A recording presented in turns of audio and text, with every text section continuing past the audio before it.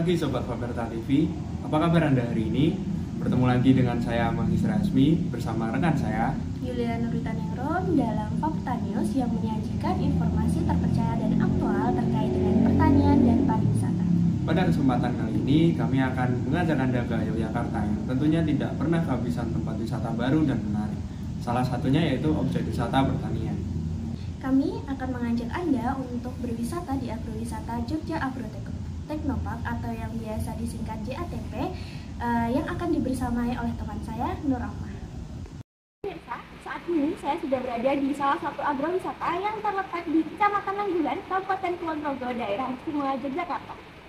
Nah, tempat wisata ini bernama Jogja Agrotechnopark atau sering disebut dengan JATP. Untuk melihat seperti apa itu JATP, yuk ikutin keseruannya bersama saya. Jogja Agrotechnopark merupakan sebuah kompleks terpadu yang mana menggabungkan kegiatan pertanian, peternakan, perikanan, kehutanan dalam suatu wilayah lahan yang bertujuan untuk meningkatkan produktivitas lahan, program pembangunan, serta konservasi lingkungan. Fasilitas yang tersedia di Jogja Agrotechnopark ini antara lain adalah budidaya peternakan yang terdiri dari peternakan sapi, kambing, kelinci, dan juga ayam. Budidaya pertanian yang terdiri dari pertanian tanaman pangan, sayur, buah, serta bunga. Juga ada budidaya perikanan yang membudidayakan beberapa jenis ikan. Sistem pertanian yang diterapkan di JATP ini merupakan sistem smart farming yang di dalamnya sudah menggunakan teknologi dalam pengolahannya. Didirikan tahun 2018 itu atas gagasan Bapak Sri Sultan Hamengkubuwono ke-10 karena beliau berdasarkan studi banding mungkin di daerah Korea itu banyak agropark yang bisa untuk mendorong petani sekitar sini untuk terjun di dunia pertanian, karena sekarang ini kan dunia pertanian itu dianggap kumuh atau kotor, jadi mungkin untuk pemuda-pemuda itu kurang berminat untuk di bagian pertanian tersebut. Nah, itu dulu tujuannya kenapa kok dibangun di sini, itu karena ada bandaranya. Jadi di Kulon Progo kan dibangun bandaranya itu, jadi karena untuk sasaran wisata itu di daerah Borobudur, mungkin di sini bisa untuk alternatif mampir di sini. Jadi bukan hanya tujuannya di Borobudur, tapi dari bandaranya itu bisa mampir di sini. Nah, ini salah satu produk dari cabang Dinas Pertanian dan Ketahanan Pangan Provinsi DIY. Jadi ini milik provinsi, bukan milik daerah. Nah, itu memang tujuannya dibangun untuk ampiran. Jadi dari bandaranya tidak langsung ke Borobudur, tapi tujuannya mampir di sini dulu. Tapi karena terbentur oleh COVID, nah ini jadi tidak ada dana yang dibutuhkan di sini. Sebenarnya ini kan masih dalam tahap pembangunan, jadi belum selesai. Baru ya mungkin belum dibuka untuk umum juga. Jadi mungkin besok kedepannya harapannya bisa untuk wisata edukasi dan juga bisa untuk wisata, istilahnya itu wisata petik atau wisata langsung pertanian, wisata pertanian. Kebetulan itu anggur itu dulu peresmiannya juga penanaman pertama dilakukan oleh Bapak Sri Sultan sendiri. Nah, itu yang diutamakan itu untuk edukasi. Kemarin juga dari Jepang juga ada yang memperbandingkan antara anggur di sana dan di sini. Terus yang sekarang menjadi income itu mungkin lebih ke pembibitannya. Bibit anggur itu kan rutin dilakukan pemruningan atau pemangkasan, pemotongan tunas-tunasnya itu supaya berbuah. Kalau tidak dilakukan pemangkasan kan sulit untuk berbuah. Lah, pangkasannya itu nanti dibuat bibit anggur itu. Kebetulan itu semua bibit anggur bagus impor. Ada 7 macam jenis anggur, di antaranya Ninel, Harol dan lain sebagainya. Itu juga ada tulisannya di sana. Nah, itu yang kemarin sudah menjadi profit di sini itu bibitnya anggur. Terus kalau sayuran itu juga banyak yang untuk edukasi, banyak juga yang dipasarkan di pasar tani untuk sementara ini. Karena kalau dulu juga wisata petik, tapi karena sekarang masih belum dibuka untuk umum, jadi pemasarannya masih di pasar tani. Di sini merupakan wisata terpadu atau lebih dikenal dengan istilahnya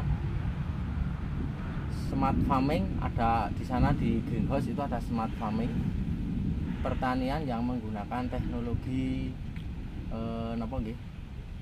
dengan menggunakan HP, sistem penyiramannya itu ada di greenhouse. Terus kalau di sini itu cenderung pertanian yang terpadu dengan peternakan. Jadi untuk di sektor paling timur nanti ada kawasan ternak. Di sana kebetulan ada ternak sapi jenis PO Kebumen.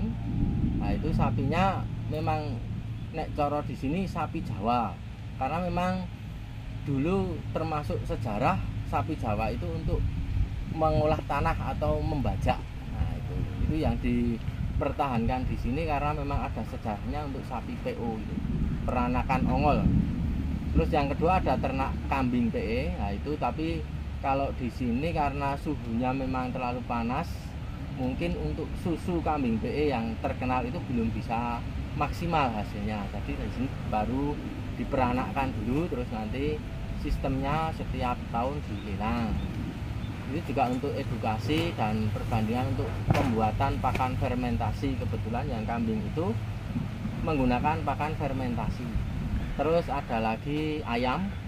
Kemarin itu ayam jenis KUB. Jadi dijual telurnya juga di pasar tani itu sampai kewalahan. Untuk pembelinya memang sangat peminatnya bagus. Tapi kemarin baru saja diakhir karena memang sudah tua-tua dan mungkin Januari depan baru datang lagi. Terus itu ada jenis nila sa, itu nila yang bisa besar-besar, pembibitannya di sana di area kandang, tapi nanti setelah besar dipelihara di kolam-kolam tadi, Mbak. Ada 2 kolam, yang satu kolam depan resto, yang satu lagi di kolam bundar atau kolam bermain itu. Nah, itu nanti pembibitannya di dekat ayam itu. Terus ke sini ada taman buah. Taman buah itu ada tanaman durian, tanaman jambu dan klengkeng. Untuk tanaman jambu dan klengkeng juga hasilnya dijual di pasar tani, tapi untuk durian mungkin karena dulu sini bekas sawah, jadi pertumbuhannya kurang maksimal. Terus yang di sebelah barat lagi ini taman bunga. Dulunya bagus kalau lihat di YouTube yang dulu, tapi karena ini memang baru pengosongan, jadi tanaman-tanamannya dipindah di greenhouse sebelah paling timur.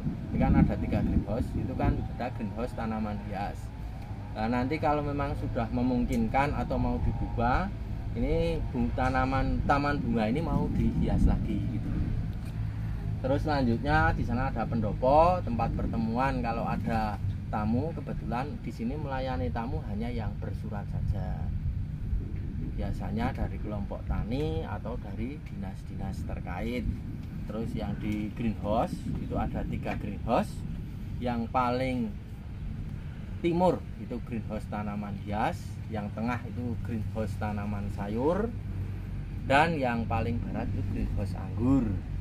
Kemudian ke barat lagi ada taman bermain yang ada kolam bundar. Terus di area sawah itu juga ada lahan untuk sayur. Di sana mungkin ada jagung manis, terus cabai, tomat, kacang panjang dan lain-lain. Itu juga hasilnya dijual di pasar tani. Nah, bagaimana pemirsa, sangat menarik dan mengedukasi sekali bukan? Namun, sayang sekali fasilitas yang ada di Jogja Agrotechnopark ini masih belum dapat dinikmati oleh masyarakat umum. Hanya terbatas pada kunjungan-kunjungan yang telah diberikan izin saja. Dari Kulon Progo, Nur Rahmah, Agus Purnomo, Viperta TV, melaporkan. Pemirsa, informasi tadi mengakhiri perjumpaan kita di Viperta TV. Saya Yuliana Nurtaningrum dan saya Magistra Asmi. Mewakili seluruh kerabat kerja, pamit undur diri. Salam petani, pertanian keren, dan maju terus pertanian. Selamat pagi, salam, Om Swastiastu, Namo Buddhaya, salam kebajikan, dan selamat pagi.